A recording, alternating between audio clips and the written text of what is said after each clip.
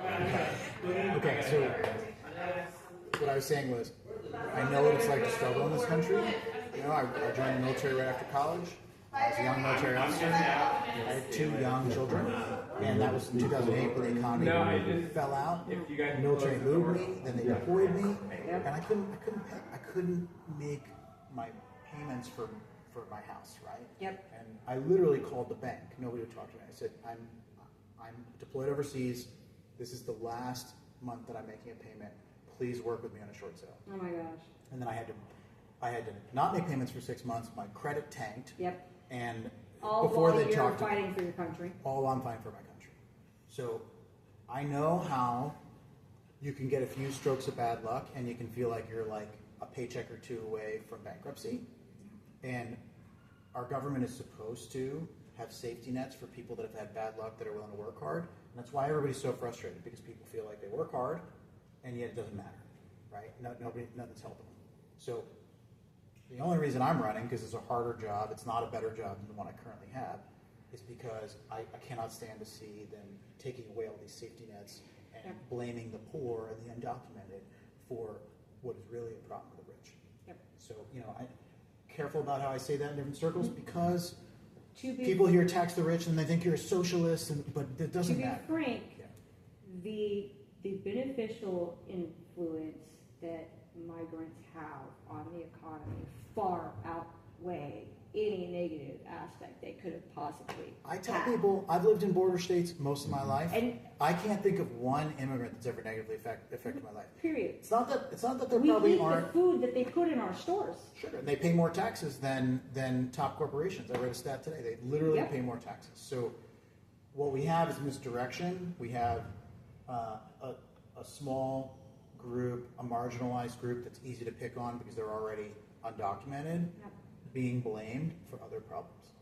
And right behind them, once there's no more undocumented to blame, they're going to blame other people. How far back can that really be taken? Because the way that it seems like the Trump administration is currently taking it is, okay, we're gonna basically just label anyone in the last 10 years that's gone through the immigration process as essentially as if they weren't.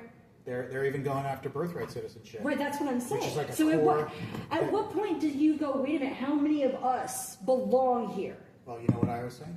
Where do we go? You don't become a billionaire because anything was ever enough. Right? Right. So they're not, I don't believe they will stop, right? This is a constant struggle where, it's going to take people to stand up for other people before we move things in the right direction. Okay, can I ask you a few questions? Anything. Okay, all right. So what is your stance on the pushing of, I'm trying to choose my words carefully here. Sure. Pushing the agenda of having more babies right now, as many children as you possibly can. Is the Democratic Party looking for more supporters at this time to perpetuate this propaganda? Because that's what this is. Let's be honest. So as you saw today, there's no common Democratic Party messaging. So the Democratic Party is decimated and unpopular, and so candidates like me, we're trying to rebrand in the absence of direction, and then the party itself is also trying to brand. So I'll tell you what I think. I think that in Texas, we've lost the war on women's rights. We lost the war, right? So we literally live in a state where if you get pregnant and your doctor needs to save your life, he cannot make that decision. And we live in a state where I think one girl we just read miscarried and spent months in prison. Yep. So what I want to do... She was in a restaurant. Is it the same one? I think it was... I sure hope there's not more than one. She was literally... There was a lady in a public setting who ended up getting put into prison because she had a miscarriage. It's something that completely out of her control. So when you've lost the war, right, and we have a bunch of people that are pro-life in this state, I would actually say they're pro-birth, not pro-life, because they don't care what a lot about of people are saying right now. Helping the kids afterward, which is a much bigger issue. Yeah. But I want to step back legislation in the right direction. And I don't think we can fix it all at once. No, but it's going to take time. At least doctors should be able to to be able to make the right decisions. Good judgment call. That's right. Yes. That's right. And victims of rape and incest should absolutely have the right to do what's best for people. Should have the right Have to that decide choice of what's best for their body. autonomy. Yes.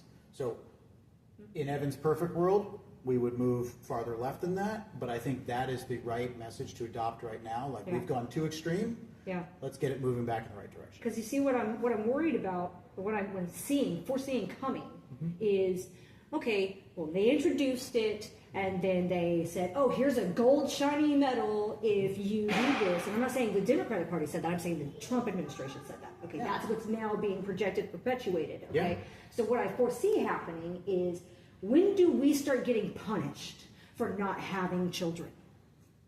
Well, when does that happen? I think that there is. Or not having more than one child. I think there's a lot that's scary right now. Like what? But that also comes back to freedom. I'm sorry. Yeah, absolutely. It does. Absolutely. That's why all of us are so disturbed by treading over the Constitution and treading over individual rights and all these yes men that just say, yes, sir, whatever you want. Okay, now we'll do a parade because the 20 some odd people that voted for that bill while we were all asleep.